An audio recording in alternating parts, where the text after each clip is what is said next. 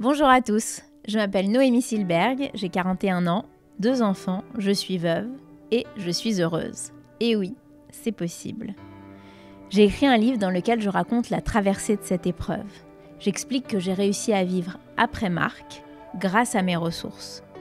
Les ressources, c'est ce qui est en nous ou autour de nous et qui nous aide à surmonter une épreuve.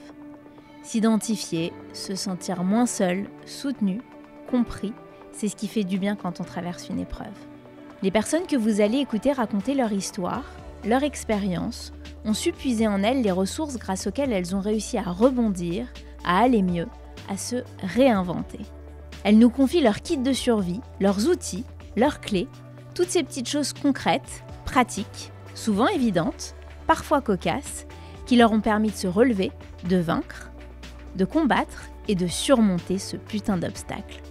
Alors inspirez-vous et trouvez vos propres ressources. Bonne écoute.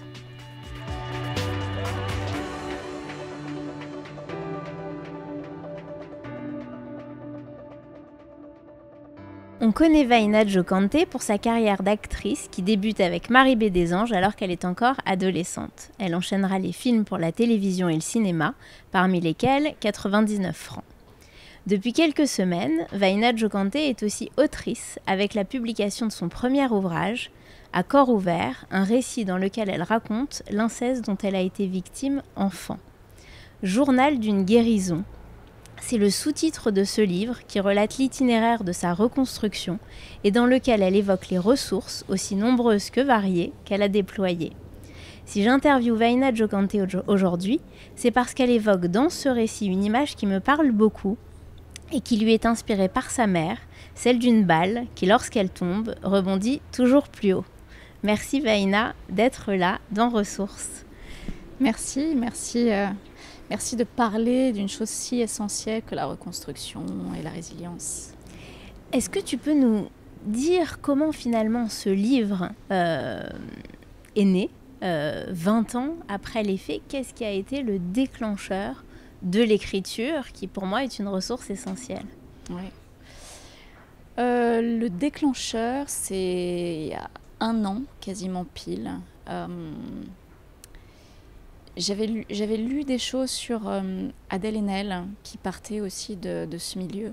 Je suis rentrée en France et Adèle Haenel a décidé de claquer la porte aussi de ce milieu. Et il y a eu une vague de commentaires extrêmement violents à son encontre. Et elle a dit je pars et je me tairai. Je sais qu'elle a vécu des violences sexuelles très jeune aussi.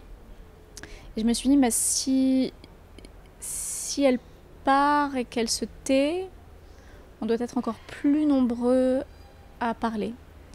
Et ensuite, il y a un autre témoignage de quelqu'un qui m'est très cher, qui a pris la parole, et ça m'a inspirée parce que je trouve que le courage inspire le courage, les prises de parole inspirent les prises de parole, et ça devenait un peu une sorte de suite logique en fait de parler de cette histoire publiquement, et aussi pour abattre cet énorme tabou. Je trouve que les tabous nous isolent les uns des autres, nous empêchent de vraiment se connecter. On a souvent tendance à vouloir montrer le plus fort de nous, le côté le plus vaillant, et je trouve que dans la vulnérabilité se cache la plus grande force.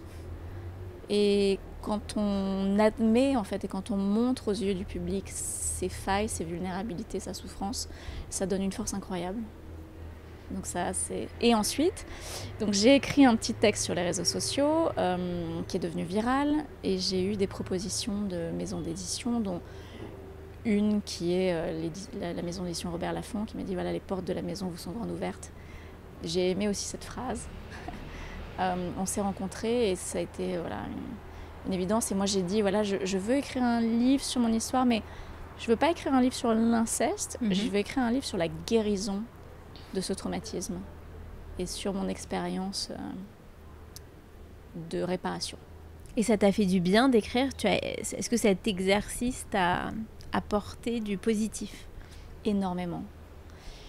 C'était incroyable parce que j'ai eu l'impression que le livre s'écrivait tout seul. J'ai eu l'impression... alors j'étais très disciplinée, donc je l'ai écrit vraiment rapidement. J'ai commencé en juin, j'ai fini la première version en septembre. Et tous les jours le matin pendant 4 heures. Et j'avais l'impression de découvrir le livre à mesure que je l'écrivais et d'avoir envie de savoir ce qui allait se passer après, même si je savais. Mais il y a eu quelque chose extrêmement... à la fois libérateur et en même temps de comprendre un peu comme un dessin où on rallie les points et où on comprend les choses et où ça donne du sens. Un puzzle, finalement. Un puzzle qui se reconstitue. C'est ça. On met les pièces ensemble et finalement, on a une vision élargie de pourquoi on a vécu ce qu'on a vécu. Moi, C'est comme si tu dézoomais. Comme si je dézoomais et comme si je mettais du sens là où il n'y en avait pas forcément avant. Et étonnamment, j'ai pas souffert de réouvrir les dossiers parce que j'avais une volonté d'exactitude. Je voulais aussi que ça parle des faits et vraiment des faits. Je voulais être exact sur les dates, donc j'ai réouvert les dossiers du jugement. J'ai relu les expertises psychiatriques que j'avais pas ouvertes depuis plus de 25 ans. Donc il y avait comme ça quelque chose une replongée en arrière. Et tout en étant réparée aujourd'hui, c'est-à-dire que je pense que j'ai pu le faire parce que j'étais dans un endroit de réparation et d'apaisement dans ma vie. Et donc, j'ai pu avoir une sorte à la fois de distanciation et comme si je me replongeais dans une histoire qui était la mienne mais qui n'était plus la mienne. Et c'était une façon aussi de l'offrir aux autres. Et alors, il y a l'écriture qui a été une de tes ressources et ce que j'ai aimé dans ton livre, justement, c'est que il est bourré de ressources. Et on voit à travers toutes les ressources que tu as mis en œuvre, cette volonté, c'est presque une fureur, un acharnement à t'en sortir et à ce que la vie, la joie et surtout l'alignement finalement avec toi-même prennent le dessus sur tout le reste. Et c'est cette réparation dont on parle. Et est-ce que, pour ceux qui ne l'ont pas encore lu et leur donner envie de le lire, est-ce que tu peux nous parler de ces différentes ressources que tu as expérimentées et celles qui, évidemment, t'ont été le plus utiles? En fait, ce qui est assez intéressant dans les parcours, on parle de résilience, mais c'est la pulsion de vie. C'est et ça, on ne peut jamais vraiment savoir jusqu'où elle va nous porter tant qu'on n'a pas traversé... des épreuves qui sont vraiment de l'ordre de la survie ultime. C'est où je m'écroule et je m'anéantis, où je trouve dans n'importe quelle rencontre, dans n'importe quelle technique. J'ai été au bout du monde, partout, pour essayer vraiment de trouver à la fois des alliés, des outils de reconstruction. Et cette pulsion de vie, c'est réellement ce qui m'a accompagnée, cette volonté d'aller mieux aussi, de me sentir mieux. Après, j'ai eu la chance d'avoir un enfant très jeune, j'ai eu un enfant à 20 ans.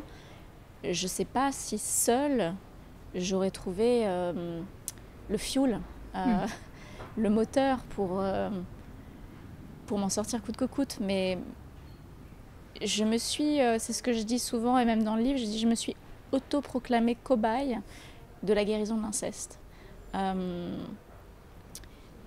Et j'ai à peu près tout essayé. Donc j'ai essayé à la fois les choses les plus improbables, les plus mystiques, ésotériques. J'ai essayé des choses holistiques, des techniques plus holistiques, et puis d'autres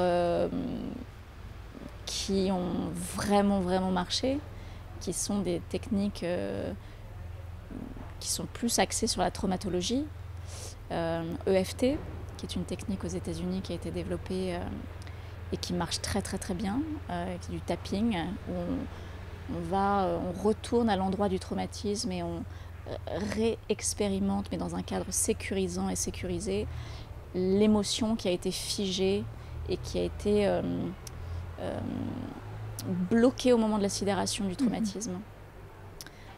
les enfants qui sont victimes de violences sexuelles sont des victimes un peu comme le traumatisme s'apparente à une victime qui vit une déflagration. Une déflagration, oui, de l'ordre du terrorisme. C'est-à-dire qu'il y a tellement... on n'est tellement pas équipé à comprendre ce qui se passe et la violence qu'on vit que on rentre en sidération, on rentre à l'intérieur de soi et ensuite il y a une amnésie traumatique parce que le cerveau est quand même bien fait. Il bloque tout ce qu'on n'est pas capable de processer et de comprendre. Ce qui est aussi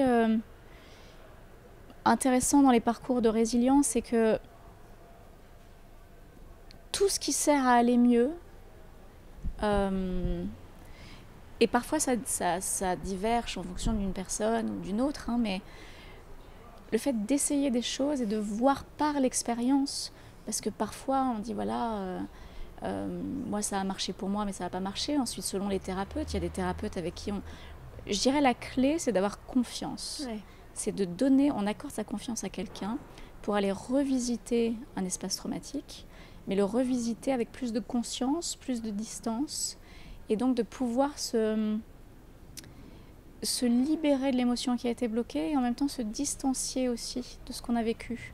De savoir qu'on n'est pas le trauma qu'on a vécu. Nous ne sommes pas l'émotion négative qui nous traverse. Si je suis en colère, ça ne me définit pas, je ne suis pas la colère. La colère me traverse. Et donc je trouve que les gens ont tendance à beaucoup se juger, se condamner et se juger et s'empêcher de ressentir les choses. La chance que j'avais moi, c'est qu'en tant qu'actrice, mes émotions, c'était mon outillage. Et donc, j'ai jamais eu peur des émotions. J'ai jamais eu peur de la colère, j'ai jamais eu peur de la tristesse. J'ai jamais eu peur de... Et on le voit bien quand quelqu'un vit un traumatisme, il a tendance à s'excuser de partager ces émotions-là. J'ai des gens qui viennent me voir et qui me disent « Je suis désolée de faire part de ma tristesse. » Je dis « Mais ne vous excusez jamais de ressentir des émotions parce qu'elles sont l'apanage de l'humain. Elles sont là pour une raison. Elles sont là parce qu'elles nous protègent, elles nous sauvegardent, elles nous montrent où on en est. Quand on a de la colère, c'est « Oula, attention, il y a une limite qui a été franchie. » Donc ça permet de mettre des barrières, de mettre des limites claires. La tristesse, c'est magnifique, une tristesse. Ça peut être... il y a des grandes œuvres qui ont été écrites, qui ont été composées, qui ont été faites à partir de la tristesse. Donc, j'ai envie de dire, n'ayez pas peur de vos émotions et au contraire, il faut les accueillir, il faut les regarder en face, il faut les traverser avec conscience et avec un accompagnement.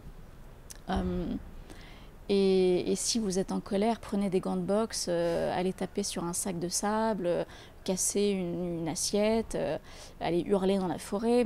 Mais on a tendance, et même enfants, à nous réprimer, à dire mais non, ça va aller, ne pleure pas, ne crie pas. Et c'est tout l'inverse qu'il faudrait faire. Donc moi, j'ai été chercher des gens, des techniques, mais même des chamans, un peu de tout pour aller au cœur de l'émotion et pouvoir vraiment aussi me connaître et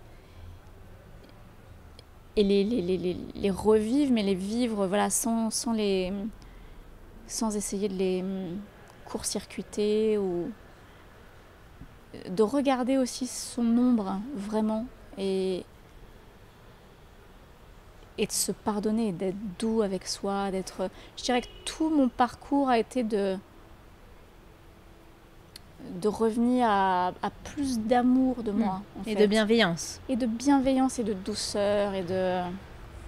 Ouais. Et on a le sentiment que tu parles de ces émotions et dans ce parcours, cet itinéraire, on a l'impression que en fait, il y a des étapes. Ouais. Et chaque étape fait que tu te délestes, que tu te libères au fur et à mesure et on le sent dans ton écriture de de ton épreuve, de ton drame, de la violence dont tu as été victime. Et d'ailleurs, même au départ, c'est l'inverse parce que tu parles comme ressource finalement, malgré toi, enfin dont tu n'avais probablement pas conscience à ce moment-là, des cours de danse, puisque avant d'être actrice, tu voulais être une danseuse classique, enfin un petit rat de l'opéra. Et tu expliques que avec ces cours de danse, tu te réappropries chaque partie de ton corps qui était anesthésiée. Et c'est très intéressant d'avoir conscience de ça. Et donc, tu t'es réapproprié ton corps. Et ensuite, avec l'expérience chamanique où tu racontes que... tu vas le raconter, d'ailleurs, c'est pas moi qui vais le faire, mais que vraiment, tu laisses au fur et à mesure derrière toi un poids. Oui. Il y a un processus incompressible, je pense, comme le deuil. Il y a un processus incompressible d'étapes, de couches, vraiment. Et puis, on est des êtres complexes. Il y a la sphère émotionnelle, il y a la sphère psychique. Moi, je crois beaucoup à la mémoire cellulaire aussi. Donc, surtout dans des atteintes corporelles, il y a quand même le corps, les organes qui parlent. Et il fallait que j'écoute toutes ces sphères et que j'écoute ce qu'elles aient à me dire. Et même inconsciemment, ça justement, la danse, je l'ai compris en écrivant le livre, parce que je n'avais pas du tout compris avant, mais c'était une façon très jeune aussi de localiser la douleur, parce que je n'avais pas les mots pour exprimer la douleur, je n'avais pas les ressources pour comprendre pourquoi j'avais mal intérieurement de ce manque ou de cette honte. Parce qu'en fait, les choses qui sont associées aux violences sexuelles et à l'inceste, c'est vraiment la honte et la culpabilité. Et en même temps, c'est des émotions qui sont très négatives, très violentes, mais qu'on a beaucoup de mal, justement parce que c'est la honte et la culpabilité, on a beaucoup de mal à les nommer, à les identifier, à les regarder en face. On a juste envie de disparaître et la culpabilité, elle est extrêmement violente dans ces blessures-là. Et je pense que intuitivement, c'est aussi intéressant de faire confiance à son intuition, et même très jeune, intuitivement, pour moi, c'était danser, c'était une façon justement de me réapproprier mon corps et de ressentir chaque muscle qui s'étire, chaque ampoule, et en même temps de localiser la douleur. Ok, donc là j'ai mal au pied, mais voilà, c'est normal, j'ai mal. C'est un peu aussi du masochisme, hein, dans un sens, parce qu'on s'inflige une propre douleur, mais on a du contrôle sur cette douleur qu'on s'inflige. Et donc on sait qu'elle va s'arrêter. Alors que la douleur que l'autre nous inflige, on n'a aucun contrôle dessus. Donc c'est encore pire, je dirais, parce qu'on ne sait pas quand ça va s'arrêter, quand ça va continuer. C'est extrêmement déstabilisant, et encore plus quand on est enfant, parce qu'on est impuissant. On ne peut pas se défendre, on n'a pas les moyens ni de dire non, ni de comprendre ce qui nous arrive. Et donc la danse a été vraiment une partie. Et puis la discipline, mettre des limites. Donc ça a été... ça a été vraiment, oui, pour moi, extrêmement thérapeutique. Et ensuite, la guérison, elle ne se fait pas comme ça, en claquement. C'est ça aussi, c'est qu'on ne peut pas se dire, je vais aller voir un psy pendant 10 ans, et puis, alors oui, ça ira mieux, mais par exemple, la psychanalyse, la psychothérapie, c'est extrêmement utile pour beaucoup de gens. Ça permet de comprendre, de mettre des mots, d'analyser, Mais pour moi, c'était pas suffisant. C'est-à-dire qu'il fallait vraiment que j'explore mon inconscient, que j'explore aussi le côté physique, les organes. Et donc, j'ai été voir des fasciathérapeutes, des éthiopathes. J'ai fait de l'acupuncture, du shiatsu, la constellation familiale, psychophanie. Et aussi, j'avais besoin... Ma famille a été déstructurée et j'ai eu besoin de retrouver une forme de famille, de clan, mais à l'échelle plus vaste de l'humanité. Et ok, j'ai perdu mon clan, mais je veux comprendre l'humain. Je veux comprendre pourquoi mon père a fait ça, même si j'ai même à ce jour aucune réponse. Mais j'ai envie de comprendre l'humain à travers ma propre compréhension de moi-même aussi. Et donc ça m'a emmenée à aller comme une anthropologue, aller vraiment découvrir au fin fond de l'Amazonie, au fin fond de la Mongolie, au fin fond du Kenya. Souvent d'ailleurs dans une structure presque tribale, de clan, parce que j'avais été rejetée de mon clan et dissociée, enfin, et retirée de ma structure familiale. Et tout d'un coup, c'est comme si j'avais besoin de retrouver cette connexion à la tribu, au clan, dans sa forme la plus authentique, la plus ancestrale en fait. Sortir de la civilisation comme on la connaît, où il y a justement beaucoup d'écart et de déviance, et d'aller vraiment retourner à la source du clan, de la famille. Et donc oui, je me suis retrouvée à vivre des choses extrêmes, mais en même temps tellement riches et tellement... j'avais l'impression que c'est ce que je dis dans le livre d'ailleurs, je dis mes racines ont été coupées à la hache. Et donc j'avais besoin de refaire pousser des racines, mais des racines qui vont dans l'humanité entière. Pas seulement papa, maman, la famille, mais d'aller vraiment... je suis un être humain, et qu'est-ce qui me réunit et qui me rapproche de l'humanité entière? Et au final, on est un peu tous les mêmes, c'est-à-dire que une colère, c'est une colère partout, une tristesse, c'est une tristesse partout, un deuil, c'est un deuil partout. Et d'où qu'on vient et... Mais oui, d'où qu'on vient, quelle que soit la langue, voilà... Et j'avais besoin de me rapprocher de ça et d'aller le découvrir. Et justement, dans la découverte de l'autre, même si c'est un tout autre sujet, est-ce que tu as essayé d'aller chercher d'autres personnes qui avaient été victimes d'inceste comme toi, qui étaient plus avancées dans le temps que toi, qui peut-être, elles, avaient déjà eu un procès avant toi? Enfin, est-ce que tu as rencontré en tout cas des gens qui étaient passés par ce même chemin? Ça ne m'a jamais traversé l'esprit, tout simplement parce que l'inceste est le plus gros tabou, un des plus gros tabous de notre société. Et quand on vit ça, on a l'impression d'être seul au monde. C'est-à-dire que ça ne nous vient même pas à l'esprit qu'il y en ait d'autres, et même comment les trouver. Comment, à partir du moment où soi-même on a du mal à en parler, et c'est pour ça d'ailleurs que j'en parle dans un livre là, c'est pour autoriser... c'est 160 000 enfants par an, parce que ça c'est les chiffres donc officiels qu'on connaît, mais il y en a certainement plus, 10% de la population quand même. C'est pour lutter contre cet isolement. Mais oui, j'ai écrit ce livre pour dire, voilà, nous n'avons pas à avoir honte de parler de ça, on peut se montrer à la lumière du jour avec, nous ne sommes pas responsables de cette blessure, et donc parlons-en, faisons de la prévention dans les écoles, très jeunes,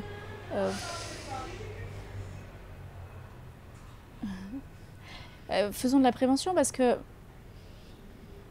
avant de vivre l'inceste, je ne savais pas que ça existait, je n'ai jamais connu ce mot, je ne savais pas aussi la déflagration que ça représentait. Donc non, ça m'est jamais venu, mais même... Et quand on est aussi dans une forme de survie ou de déni, c'est-à-dire que les histoires des autres, finalement, on est tellement occupé ou être dans la lutte, parce que quand il y a un procès, c'est la lutte, hein, c'est ou toi ou moi, hein, et c'est une lutte de survie. Même si c'est pas... C'est ce que je dis d'ailleurs, je vais au front, mais je ne vais pas au combat, parce que j'ai jamais voulu ni détruire une famille, ni abîmer qui que ce soit, ni faire du mal. J'ai voulu juste empêcher quelqu'un de faire du mal, alors, en l'occurrence mon père. Et donc...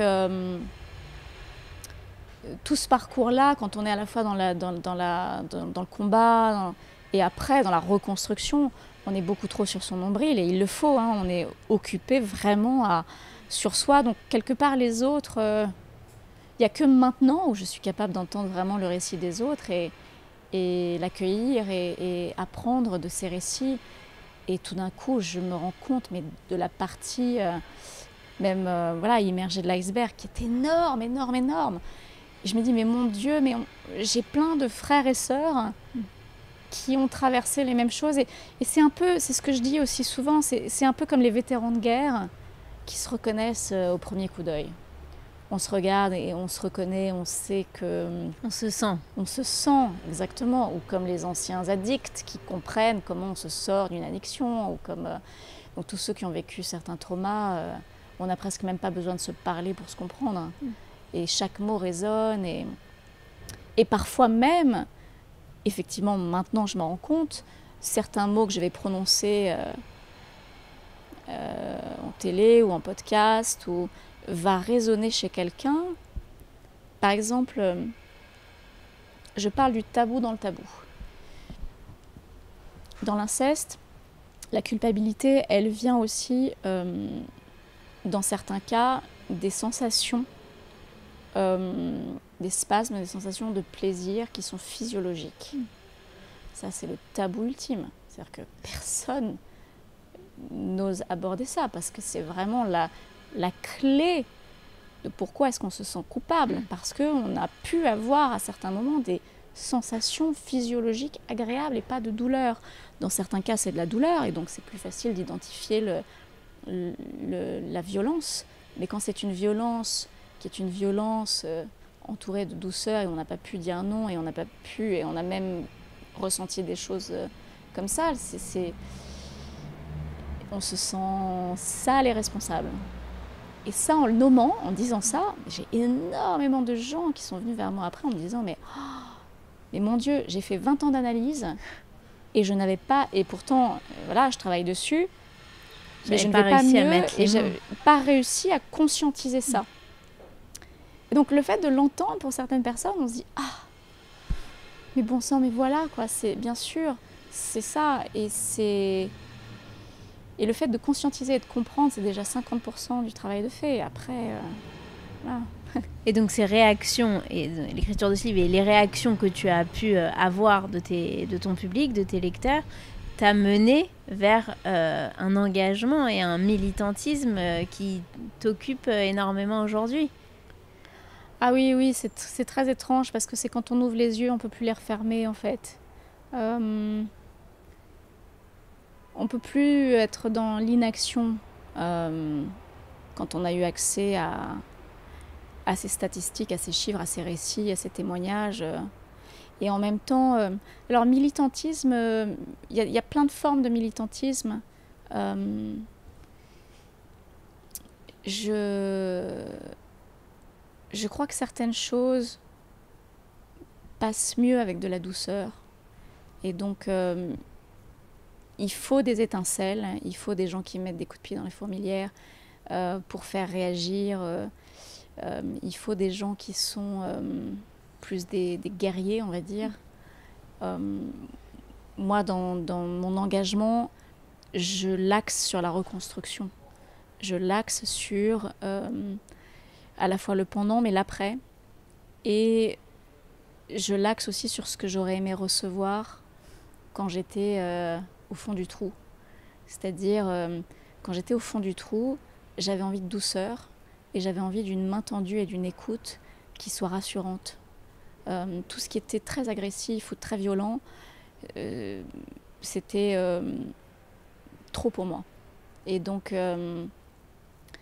là, je me dis, j'aimerais voilà, apporter cette douceur et ce cadre sécurisant. Et je me rends compte de tout ce qu'il y a à faire, mais tout ce qu'il y a à faire à la fois au niveau politique, la justice, la législation, les structures thérapeutiques, et puis les formations, l'éducation. Je crois qu'en une génération, par l'éducation, on peut changer beaucoup de choses. Bien sûr. Mais vraiment, pour moi, c'est la clé. Éduquons les gens, éduquons nos enfants, éduquons les parents, éduquons-nous en fait. Et écoutons le récit des uns et des autres, parce que c'est ça qui va nous permettre de comprendre et d'avoir des clés et des solutions aux problèmes. Parce que pointer du doigt tous les problèmes sans jamais apporter aucune solution, c'est extrêmement... c'est anxiogène. Tout d'un coup, on se dit, bon, on va se faire un suicide collectif. Alors, parce que... Et non, il faut aussi axer sur toutes les choses positives qui existent à renforcer. Et pour faire tout ça, justement, pour apporter ces solutions, je crois que tu as l'ambition de créer? Oui, j'ai l'ambition de créer une fondation. Je me rends compte que les moyens les plus efficaces pour changer les choses, ce sont les moyens. Et le pouvoir et l'argent sont encore des leviers et des moteurs de changement, en fait. Donc oui, c'est de trouver des financements et d'avoir une fondation, une sorte de réservoir de ressources pour ensuite les placer dans des projets très très concrets, mais encore une fois très axés sur la reconstruction, sur l'accompagnement, sur la sensibilisation, la prévention. Il y a tellement de choses à faire et moi je trouve ça assez... C'est à la fois comment je pourrais dire, titanesque et en même temps très excitant parce qu'on est vraiment dans ce moment de changement ou de prise de conscience aussi. Moi je crois vraiment que la prise de conscience elle est essentielle, d'ouvrir les yeux sur une certaine réalité qui nous avait été cachée avant. On est tous concernés par l'enfance et par la protection de l'enfance. Tous. Bien sûr. On a été des enfants. Pour certains, on a des enfants. Et les enfants, c'est le futur, c'est l'humanité de demain, c'est notre trésor le plus sacré. Quelqu'un m'a dit une fois, je suis pas religieuse, mais j'ai une certaine spiritualité. Et quelqu'un m'a dit, mais s'attaquer à un enfant, c'est s'attaquer à Dieu, à l'essence divine même, à l'innocence, à la pureté. Et comment est-ce qu'on ferme encore les yeux sur les maltraitances? Moi, j'ai une théorie, c'est que je pense qu'on est à 99,9% des enfants blessés, des enfants maltraités ou des enfants traumatisés pour certains. Et donc, on reproduit ou on ferme les yeux. Alors que c'est aussi notre espoir, notre réparation. Je pense que les politiques devraient vraiment, vraiment investir. C'est Camus qui disait le plus grand acte de générosité pour le futur, c'est de tout donner au présent. Il faudra revoir la phrase, mais... On a compris l'idée. Mais oui, c'est-à-dire que si on veut avoir un meilleur futur, il faut tout donner Bien maintenant. Sûr. Il faut tout investir. Et sur justement cette reconstruction, la réparation, la résilience, finalement, tu dis des choses très positives, tu parles de choses très positives que t'as apporté cet événement dramatique dans ta vie. Et il y a notamment une phrase que je voudrais citer, tu dis « Je dois alchimiser le traumatisme en expérience comme le plomb en or, en plus d'en tirer de la force. » J'ai trouvé cette phrase très belle et ça m'a évidemment fait penser à l'art du kintsugi japonais. Et je le dis pour ceux qui ne connaîtraient pas, c'est finalement de sublimer une faille. Le kintsugi, c'est la réparation à la feuille d'or, la jonction à la feuille d'or, avec de la feuille d'or. Et donc, c'est de faire en sorte qu'une faille, une cicatrice devienne belle. Et c'est une image qui est très évocatrice et très parlante et très positive. Et tu es dans cet état d'esprit-là. Complètement. Oui.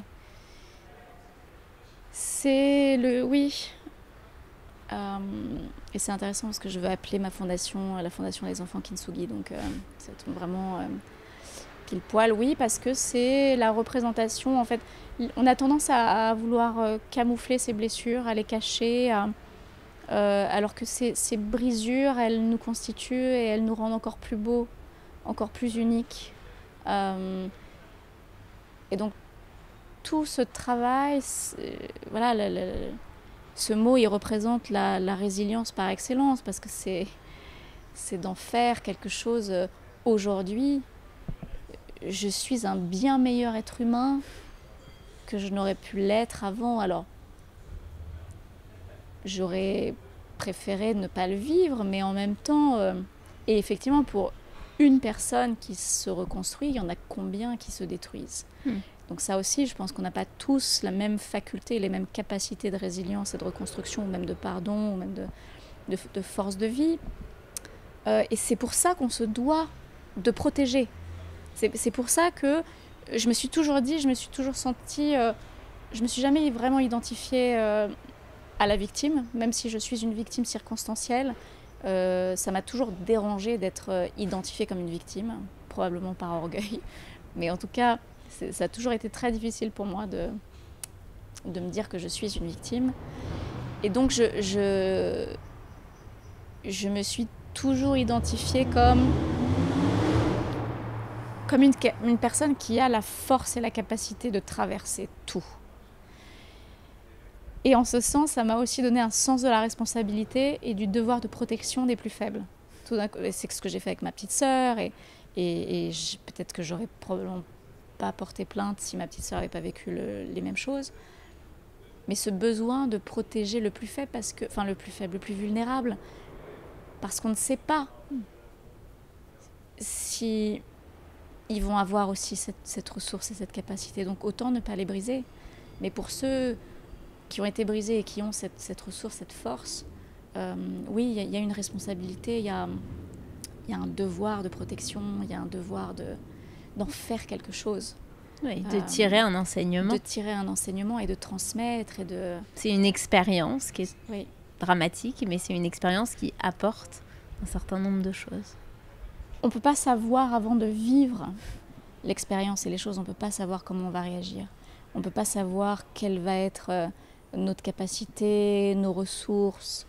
Et oui, ce qui est extrêmement important et ce que je réalise, c'est que seul, on n'arrive à rien. Et ce que j'aimerais dire et ce que je dis aux personnes qui sont en état de vulnérabilité, c'est demander de l'aide, demander du soutien. Parce qu'évidemment qu'on s'écroule, évidemment, et parfois par péché d'orgueil justement, on ne va pas oser demander de l'aide, on ne va pas aller chercher l'aide, on ne va pas oser s'ouvrir à l'autre, oser se révéler dans son état. Une fois, quelqu'un m'a dit, j'étais vraiment au bout du rouleau, dans un état d'extrême vulnérabilité, et quelqu'un m'a dit, s'il te plaît, sois généreux, laisse-moi t'aider. Et d'associer un acte de générosité, parce que oui, quand on aide quelqu'un, ça fait du bien aussi à celui qui aide. Et donc d'offrir la possibilité aux autres de nous aider, de nous soutenir, de nous accompagner, c'est aussi un acte de générosité et de confiance. C'est un acte, je te fais confiance, je m'offre à toi dans mon état le plus vulnérable, et c'est un acte de foi en fait. Parce que voilà, tout seul, on n'est rien, on ne survit pas, et ça depuis la nuit des temps. Depuis la nuit des temps, on est là pour se tenir en boule, chaud comme ça, et pour s'aider à survivre et face aux adversités. Et cette société, elle nous isole les uns des autres, on est dans l'individualisme, de moins en moins dans le collectif, et il faut revenir à ce collectif, il faut revenir à l'entraide, on est ensemble, on est unis, on est soudés, et soudés, on est plus fort, on est plus courageux, on a plus de ressources. Et c'est un résumé formidable, et je vais la garder dans mon esprit, mais c'est une phrase qui est formidable et qui veut dire tellement de choses, et que tout le monde devrait adopter. Demandons de l'aide, n'ayons pas peur de s'offrir complètement et d'offrir, oui, notre vulnérabilité, parce qu'au cœur de notre vulnérabilité, il y a notre plus grande force, il y a notre plus grand courage. Et je crois qu'il n'y a pas plus courageux que quelqu'un qui se montre complètement brisé à quelqu'un d'autre. Et donc, quand on a cette conscience, souvent quand quelqu'un me fait part de sa vulnérabilité, pleure, je suis admirative parce que je me dis, mais merci d'être aussi courageux, parce que je sais le courage qu'il faut pour s'écrouler. Ouais. Et parfois, on n'a pas d'autre choix, il faut s'écrouler pour se relever. Voilà. Et ce livre, c'est une succession de chutes et de se relever, de chutes encore et de se relever. Et ça n'est que ça jusqu'à ce qu'un jour, comme un enfant qui apprend à marcher. Et un jour, on est debout, on est solide, on est stable, on marche, on peut courir, on peut aider les autres aussi, et on peut tendre des mains, et Et donc c'est aussi ça, d'être un être humain fonctionnel. En tout cas, c'est un bel exemple de rebond que tu montres dans ce livre. C'est mon fils qui m'a dit cette phrase. C'est pas ma mère, c'est mon fils qui m'a dit un jour, mais moi j'ai trouvé ça incroyable. Il m'a dit, maman, t'es comme une balle. Quand tu tombes, tu rebondis toujours plus haut. Je crois qu'on ne m'a jamais fait un compliment aussi beau de toute ma vie. Je suis une balle. Et il aime le foot. Donc... c'est pas mal. On passe au questionnaire ressources. Oui.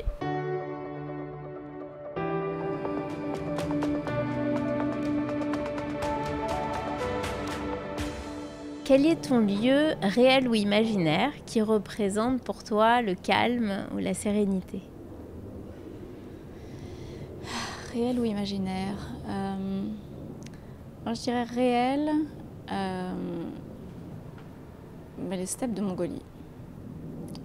Où tu retournes régulièrement? Non, j'y retourne pas régulièrement, mais je l'ai traversé à cheval. Et je crois que c'est l'endroit le plus calme parce qu'il n'y a pas de civilisation. C'est des steppes à perte de vue. C'est à la fois hostile dans le climat et en même temps, il n'y a aucune pollution. Il n'y a pas de pollution ni visuelle, ni sonore, ni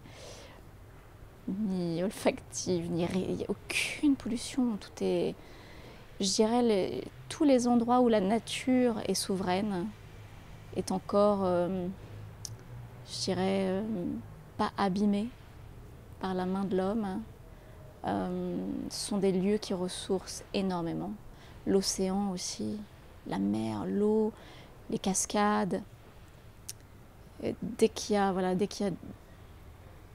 des endroits là, ça ressource. Ouais. Est-ce que tu as un mantra ou une philosophie de vie? Une philosophie de vie ou un mantra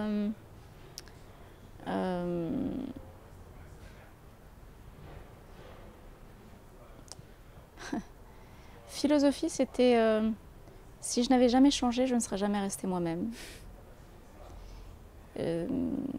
Toujours se remettre en question. Qui dit ça? C'est de toi ou... Je ne sais pas de qui c'est. Je ne sais plus. Je ne sais pas si je l'ai lu quelque part. Si je n'avais jamais changé, je ne serais jamais restée moi-même. C'est-à-dire que c'est cette volonté aussi de s'améliorer constamment, de se remettre en question. C'est très important, ça. De ne pas rester figé. Après, il y a une autre phrase qui me touche beaucoup, qui est du Dalai Lama, ça je sais. C'est si tu veux connaître quelqu'un, n'écoute pas ce qu'il dit, regarde ce qu'il fait. Et je suis beaucoup plus sensible, oui, aux actes qu'aux mots, qu'au mental. Et sur les mantras, je médite beaucoup et il y a plein de mantras, mais je pense que c'est pas un mantra, mais c'est la respiration en fait. D'écouter sa respiration, d'écouter son souffle. Son souffle, voilà, d'être. C'est une grande médecine. Ça fait un reset de tout, la cohérence cardiaque. Souvent d'ailleurs, quand on a des traumatismes, on est en apnée, on oublie de respirer. Quand on a des émotions fortes, on bloque tout et la respiration, c'est la vie. C'est la vie, exactement. C'est la vie et puis c'est le mouvement. C'est là encore, c'est le changement, l'impermanence. Est-ce que tu as un objet qui te donne de la force, un porte-bonheur, un souvenir, un gris-gris?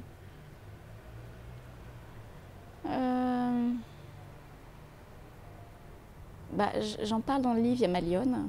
Oui. Voilà, j'ai récupéré une lionne qui est un peu mon totem.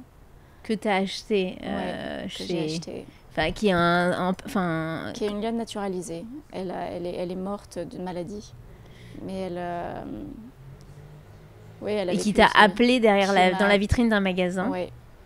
Et donc c'est une lionne qui représente à la fois la souveraineté, en même temps la sororité aussi, parce que les lionnes, elles sont ensemble, elles chassent ensemble, et la puissance. Et après, j'ai une petite médaille aussi de ma grand-mère qui m'accompagne, qui est une médaille de Marie. Même si, encore une fois, je ne suis pas attachée à la religion, mais c'est la maternité, la douceur de la mère.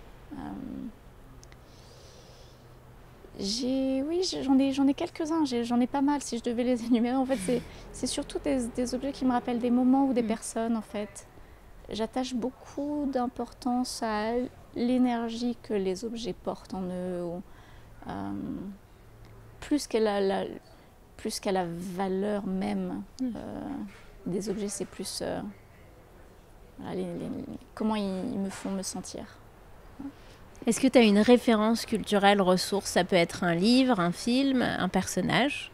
Oui. Les livres qui m'ont beaucoup marqué, il y a L'être à un jeune poète de Rainer Maria Rilke, qui est vraiment une ode à la poésie, à la beauté, à la créativité, et plein de ressources dans ce livre. C'est vraiment un livre qu'on peut relire et relire 150 000 fois. Siddhartha d'Hermanès aussi, sur la transformation. Tous les livres qui me touchent sont des livres sur des initiations, sur des transformations, sur voilà, des livres initiatiques. On les ouvre et quand on les a posés, on se sent différent, on se sent plus riche, on se sent mieux. Qui nourrissent. Oui, qui nourrissent. Dans les films, c'est pareil, j'aime les films qui donnent envie d'être des meilleurs êtres humains. Donc j'ai vu comme films qui m'ont marqué Captain Fantastic de Matt. Bon, c'est un magnifique film.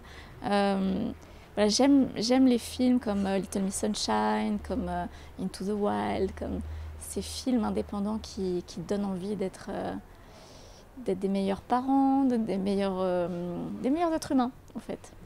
Voilà. Est-ce que tu as fait une rencontre marquante qui est liée à ton épreuve?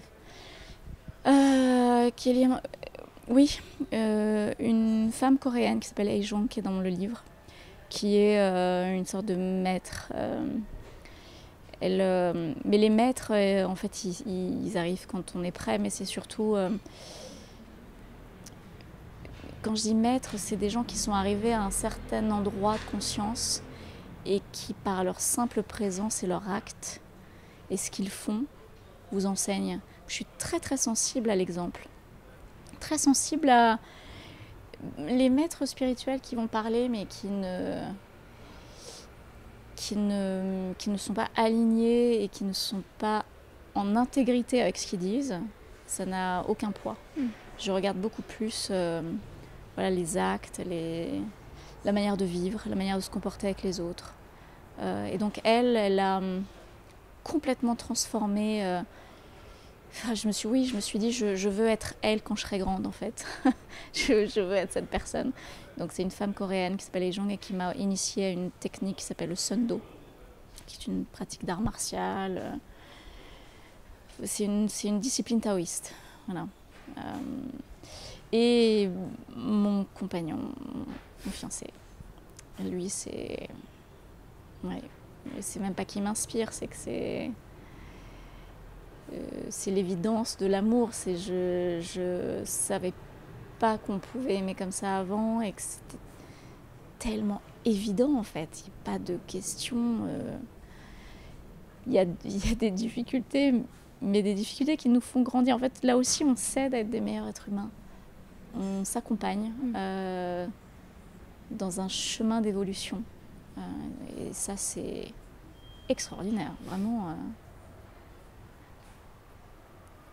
Et mon fils. Dont tu parles beaucoup dans le livre. Bah oui, parce qu'il est tellement inspirant. Moi, je crois que les générations qui arrivent sont... C'est un peu comme les ordinateurs. Il y a des modèles qui sont des modèles plus perfectionnés, qui vont plus vite, ils sont plus efficaces. Et je crois beaucoup en la jeunesse. Je pense qu'on ne leur donne pas assez de crédit et pas assez d'écoute. Alors qu'ils portent en eux des clés, en fait. Ils ont certaines ressources. Moi, je suis épatée parfois par la sagesse de mon fils qui est innée. Je me dis, mais tu sors ça d'où? Et des fois, il me fait des réflexions. Je dis, mais tu as raison. Mais je te l'ai pas appris, donc ça vient d'où, quoi. Tu l'as peut-être appris malgré toi. Oui, mais je pense qu'ils ont aussi leur personnalité et qu'ils arrivent aussi avec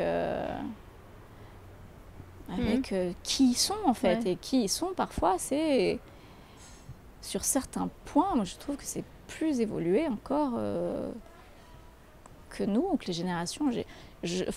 Quand je vois un peu rétroactivement, je me dis, chaque génération s'améliore et c'est le but, en fait. Ouais. Le but, c'est qu'on s'améliore et qu'on aille vers plus de conscience. Donc, je garde ça comme espoir. Comment est-ce que tu compléterais cette phrase? Tu dirais que les drames rendent... Les drames rendent plus humains. Ça nous connecte avec notre humanité. Ce que tu disais sur les racines, d'où on vient. Oui, les drames, ça nous rend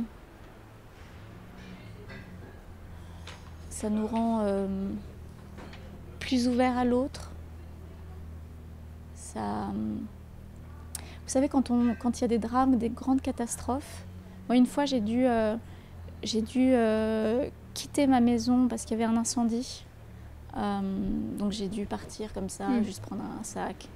Et à ce moment-là, alors que j'avais jamais parlé à beaucoup de mes voisins, il y a eu une vague de solidarité où tout d'un coup on s'est tous retrouvés autour de ce drame de la perte et de l'incendie et une grande catastrophe naturelle. Et on s'est regardés avec une entraide, beaucoup plus d'humanité en fait. On s'est entraidés, alors qu'avant on aurait pu s'engueuler pour des histoires de poubelles. Donc je crois que les grands drames nous unissent dans ce qu'on a de plus beau. Voilà. Et finalement, quel est l'outil, la ressource que tu voudrais aujourd'hui verser, contribuer à mettre dans notre boîte imaginaire, dans notre boîte à outils imaginaire? La ressource, il y a plusieurs... alors, est-ce que c'est des ressources concrètes? Est-ce que c'est des... C'est ce que tu veux. C'est ce que je veux. Il y a plusieurs ressources dont on a besoin. Le courage. Rien ne se fait sans courage. C'est très, très, très, très, très, très important d'avoir du courage. Et ensuite, l'entraide. S'entraider, être là les uns pour les autres. Mais vraiment, vraiment. Et ne pas avoir peur de demander. Ne pas avoir peur, mais ça demande du courage, justement. Donc, tout part aussi du courage. Mais être courageux, c'est tellement important. Et être là les uns pour les autres, quoi qu'il arrive.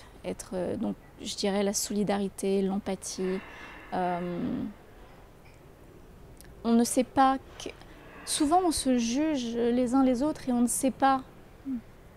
On ne sait pas quel drame chacun d'entre nous est en train de traverser. Et on en traverse tous à un moment donné dans notre vie, à plus ou moins grande échelle, mais on va tous dans la même direction, qui est la mort. Donc on vit tous des épreuves et des drames. Donc à partir de là, si on arrêtait de se juger et qu'on se disait qu'est-ce que je peux faire pour toi? Comment est-ce que je peux t'aider? La bienveillance. Il y a tellement de ressources qui sont des ressources humaines. Après, les ressources, oui, il y en a plein à disposition, mais chacun doit trouver les siennes. C'est ça. Celle qui lui fait du bien, celle qui l'inspire. Et c'est pour ça qu'on est là, c'est pour que chacun puisse piocher dans les ressources qu'on propose et prendre, s'accaparer, s'approprier celle qui lui parle le plus. Et ma dernière question, quelle est ta chanson ressource? Il y a une chanson d'Al Green qui s'appelle Simply Beautiful. Dès que j'écoute cette chanson, c'est une chanson qui m'apaise énormément, par sa voix, mais aussi justement par le message que ça transmet. Je ne vais pas m'embarquer à la chanter parce que je la chanterai beaucoup moins bien qu'Al Green, mais c'est si tu as besoin de moi, je suis là. Et c'est simplement beau, en fait. C'est de trouver de la beauté aussi partout. Et on a souvent tendance à se focaliser sur les choses qui vont pas, ou sur les... alors qu'il peut y avoir de la beauté partout. Et on peut s'entraîner aussi à voir la beauté. Et donc cette chanson, elle m'apaise. Et après, il y a La Moldo de Smetana, qui est aussi une classique. C'est une pour orchestre symphonique, et ça c'est quand j'écris ou que j'ai envie d'être dans ma zone, c'est un morceau qui m'inspire énormément. Alors on se quitte en passant un extrait de cette première chanson que tu as citée et que j'aimerais découvrir. Merci beaucoup Vaïna pour ton témoignage. Merci. You got to be good to me. I'm gonna be good to you.